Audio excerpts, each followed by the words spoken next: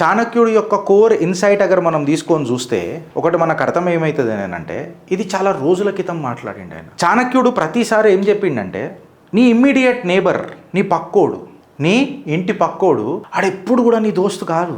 ఆడు నీ first rival అవుతాడు, నీ న్యాచురల్ రైవల్ అవుతాడు, అంటే నీ దుష్మన్ అవుతాడు. ఎందుకు చెప్పాలా?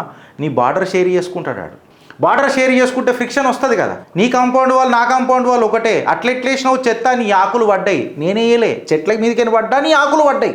చెట్టు ఏడుందన్నది ఇంపార్టెంట్ కాదు, కొమ్మ ఆకులు పడ్డాయా లేవా అంటే నీ ఫస్ట్ దుష్మన్ ఎవడు? నీ నేబర్. మాన్యువల్లో దీన్ని చాణక్యుడు ఏమని అన్నాడు తెలుసా? ఆరి అంటే ఎనిమీ అని చెప్పి.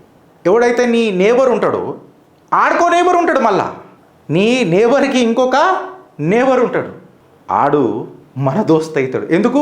వాడు మన నేబర్తో బార్డర్ షేర్ చేస్తాడు, వాడికి ఆకు పంచాయతీలు ఉంటాయి, గెట్టు పంచాయతీలు ఉంటాయి. సో నీ ప్రాబ్లం వీడితో ఉంటుంది, ఆమెతోనేది కూడా ఆడిని దోస్త్ అయ్యింది అనుకో, మధ్యలో పెట్టి నీ పిసికి పిండం పెట్టవచ్చు కదా. అన్ననే స్ట్రాటజీయే మండల థియరీ, సింపుల్గా చెప్పాలనంటే.